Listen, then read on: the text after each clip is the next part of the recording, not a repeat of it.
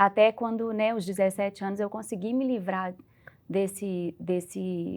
dessa situação mesmo. E aí a minha mãe, eu lembro de entrar dentro de casa e a minha mãe ajoelhada, orando, invocando o nome do Senhor, sabe, para que houvesse um livramento sobre a minha vida. Aí a sua mãe já estava sabendo da história? Não. Também não. Eles só ficaram sabendo mais tarde, com mais ou menos uns 20 anos, tinha mais ou menos uns 20 anos de idade, e eu tive a coragem de contar o que tinha acontecido comigo. Mas ainda assim, com 20 anos de idade, eu não entendia que o que eu tinha sofrido foi um abuso sexual, era um abuso sexual, entende? Até então eu achava que eu estava me envolvendo sexualmente com aquele senhor, entende? Não entendia que eu estava sendo abusada. Então, assim, eu recebi abuso emocional, físico, sexual.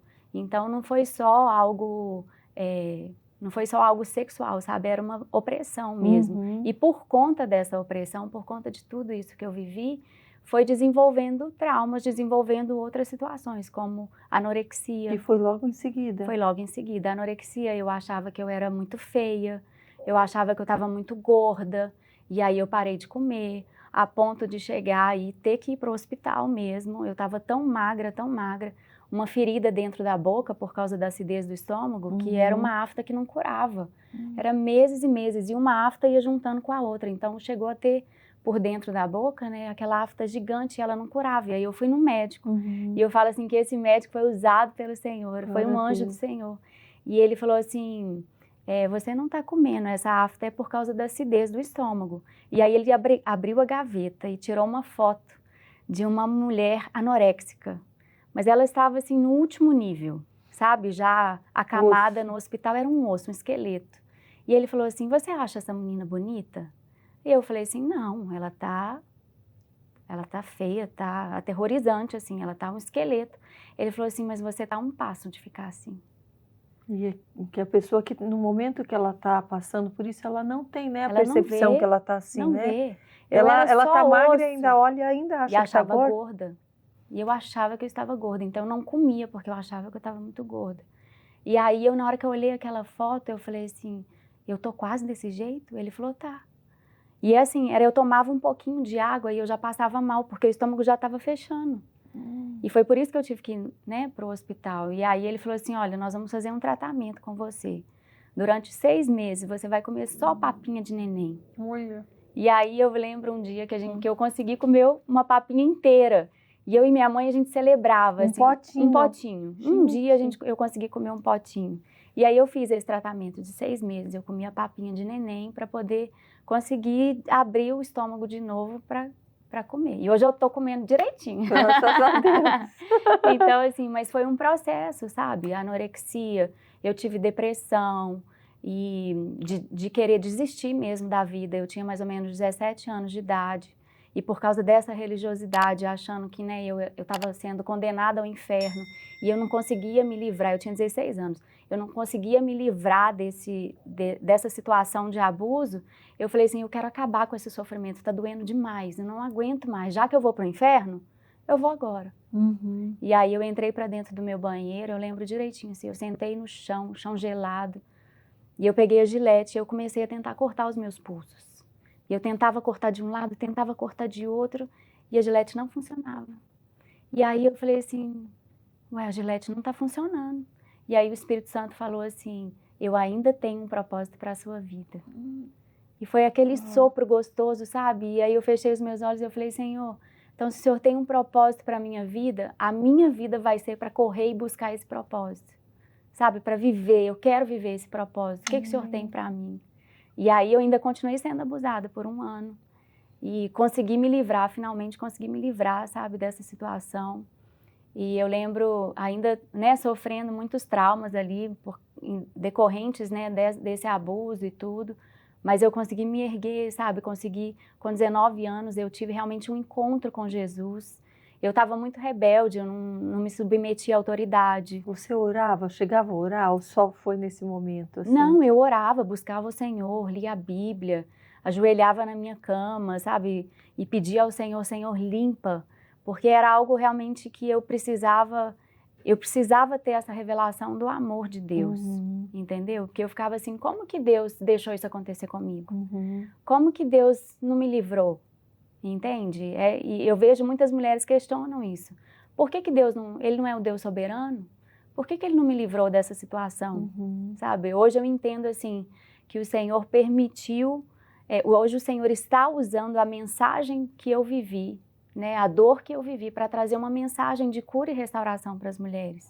Porque a gente sabe que o índice de abuso no mundo, né, é altíssimo. As estatísticas dizem, em alguns países, que a cada 10 mulheres, 8 são abusadas. Então você pega 10 amigas suas, Karina, e pensa, delas 8 foram abusadas, o número é muito alto. E o que o abuso causa na alma do ser humano é devastador. Né? Se a pessoa não tem um encontro com Jesus, se não tem uma ajuda, realmente ela fica perdida, fica sem identidade, se sente sem valor, né? Então, e foi isso que aconteceu comigo. E eu lembro uma vez que eu já trabalhava fora, eu já tinha minha independência financeira, e eu cheguei bêbada em casa. E aí meu pai falou assim, filha minha não fica bêbada em casa. E ele foi e me deu um couro, era 3h30 da manhã, ele me deu um couro. Mas eu falei, gente, foi o couro que eu merecia, porque foi naquele dia que eu acordei. E eu falei assim, realmente, meu pai pôs limite ali em mim, sabe? E era isso que eu precisava. E eu falo assim, eu agradeço meu pai hoje, eu falo, pai, eu precisava daquele couro, sabe? Eu não digo, né, que isso seja a melhor expressão, né, de correção, mas para mim ali foi aquilo que eu precisava naquele dia, sabe? Te alertou. Me alertou. A gente fala em inglês, né, wake up call. Foi o meu alerta ali, sabe? Eu precisei daquilo ali. A partir daquele dia, eu mudei a minha vida. Aquele dia eu tomei uma decisão, eu falei assim, não foi para isso realmente que eu nasci. Eu nasci para cumprir um propósito muito maior. E lembrando de tudo aquilo que o Senhor já tinha ministrado em mim, sabe? Então, eu tomei essa decisão. Naquela mesma semana, eu me endireitei com o Senhor, sabe? Eu falei, Senhor, me perdoa pela minha ignorância, me perdoa, né, por jogar essa culpa no Senhor. E eu aceito mesmo o propósito que o Senhor tem para a minha vida. E aí eu me inscrevi num seminário, aí fiz seminário, e aí a minha vida foi dali para frente. O seminário você fez aonde? Eu fiz em Belo Horizonte. Isso, eu fiz o seminário, depois fui para uma escola de missões, um internato, e depois fiz carisma também na Lagoinha. Então, foi aonde eu conheci meu marido, né? O Lester veio para ser, ele é americano, e ele veio para ser um professor do carisma, e foi lá que eu conheci ele. Olha só, gente. E como você foi fazendo para tirar essas lembranças, eu creio, porque é onde é mais difícil para quem é abusado, para quem sofre, né? Com quem passa por um relacionamento, né, com um narcisista. É tentar, né, por mais que o Senhor faz tudo novo, mas depende de nós também, a gente fazer a nossa parte. No teu caso, o que você fazia? O fato de você entrar, ter essa visão para o futuro, esse novo propósito, só isso já foi suficiente para ir te curando? Não. Ou você teve um acompanhamento? Ou isso é algo que é até hoje uma jornada? Sim. Eu falo assim que eu tive que realmente entender o que aconteceu comigo. E não foi fácil, porque quando eu casei, eu ainda não tinha esse entendimento de que eu tinha sido abusada. Até então eu achava que eu tinha tido um relacionamento sexual com aquele cara. Então quando eu casei, eu tinha 7 anos de casada, eu já tinha 30 anos de idade. E aí eu comecei a ler livros para poder ajudar no meu relacionamento com meu marido. E até que eu li um livro falando sobre os bloqueios sexuais que muitas pessoas têm. E o bloqueio que ela falava era o bloqueio realmente do abuso, que o abuso causa. Então, realmente, para mim, a hora sexual, por mais que meu marido fosse maravilhoso, né, fosse um príncipe ali, com todo o carinho e cuidado dele, eu não conseguia me entregar no relacionamento. Por quê? Incondicionalmente, para mim, a hora da intimidade com meu marido era a hora do abuso, da violência. Então, eu não conseguia me soltar. Não conseguia usufruir por causa do trauma. E na hora que eu li aquele livro, eu falei assim, gente, foi isso que aconteceu comigo, porque ela relatava exatamente o que era o abuso. Então ela falava assim, o abuso é quando você tem relações íntimas contra a sua vontade.